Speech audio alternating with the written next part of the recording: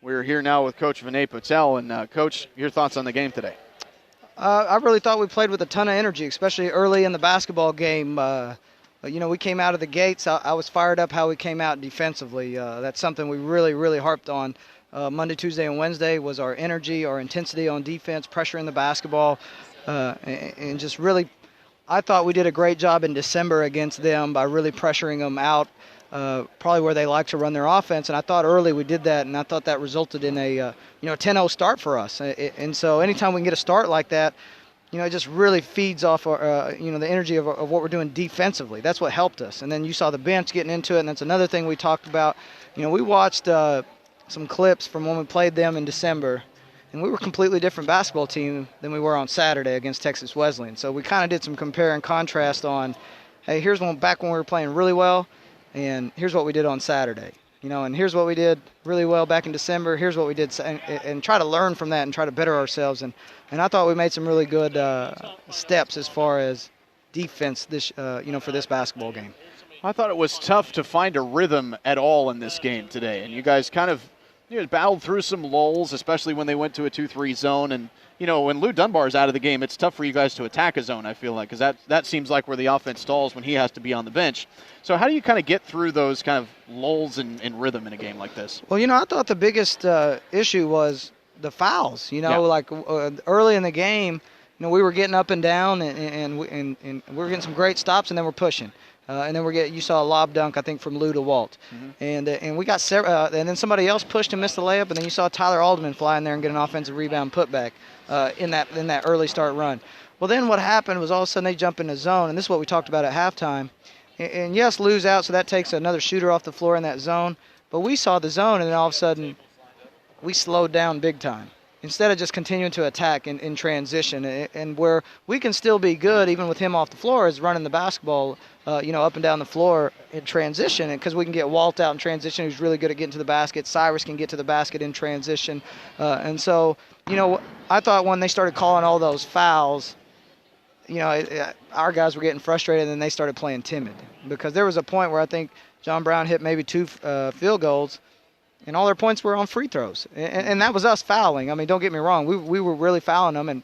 And Coach Harmon and I talked about that coming into the game. We said, we're probably going to foul a lot today, but I don't want to lag on the intensity, And that was it. That's something we harped on for 3 days in a row, pressure in the basketball. And we thought we were going to get in some foul trouble, and we did. And we were fouling. So, they made a living on the free throw line, especially in the first half. Good turnaround game for X today, 22 points, 11 rebounds. I went back and looked, 3 out of the last 4 coming in. He's got single-digit outputs and scoring. So it was good to see X get back on track today with his double-double. He made 7 of 14 from the floor. Didn't hit a 3, but I thought he did a good job finding where he was going to be effective today. Yeah, we talked about it at halftime, and you saw him score most of the stuff around the basket. Mm-hmm. Offensive rebound, he got a big one and stuck it back in. We got it into the post, and he hit a little jumper on the baseline that was close to the basket. And in this game in particular for us, when we looked at it at halftime, X, you're 0 for 4 at 3 at halftime. Let's go to the basket. Let's get you closer to the basket, and your shot's not falling. And he did a good job of adjusting, I thought, second half and doing that, because I think he had 10 points and 7 rebounds at halftime. And everything, again, was at the basket or the foul line, and he's 0 for 4 from the 3. So I thought second half he did a better job of scoring around the basket, and that's what I thought Tyler Alderman did, and I tell everybody this, and I tell him, and I tell his dad this, his dad's coming in for every game, which I think is awesome. His last, 8 or 9 games his senior year, he's flying down and driving down from Indiana to see him play, and I'm hard on that kid. I just think we should be getting this output out of him a lot more than what we have been. And part of it's, him. I think he stops himself from being good at times. And he did a great job of scoring close to the basket today. And the point of that is close to the basket. He's been posting up so far away from the paint. And then he's having to back down. He's picking up dumb fouls and getting turnovers and things like that. But tonight, you saw us hit the high-low and a couple times, and all he's having to do is turn and score because he's so deep in the paint. And, that's where I thought he did a better job this week, is reestablishing himself in the post, against an opponent. Travel to Bacone on Saturday, a team that we just saw not too long ago. able to get kind of a runaway victory in the second half over Bacone last time. So look forward to your next couple of days, and what can we expect out of that matchup? Well, it's going to be a crazy 2 days because you see they're setting up right now for the national championship for women's wrestling right now. So we're kicked out of this gym for today and tomorrow and the next day from here on out. So we got to find a place to practice hopefully tomorrow so we can do some prep for Bacone. And then Saturday we'll drive over there and play. And it's a scary opponent. Sagu just went over there last Saturday and got beat.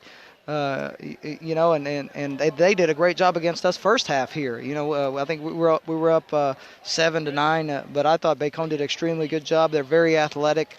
And they drive the ball extremely well, and I think their post players cause us some problems because they're so athletic.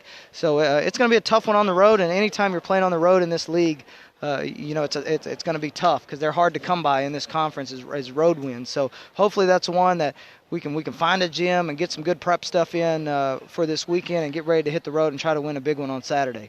All right, Coach, thanks a lot. 76-72.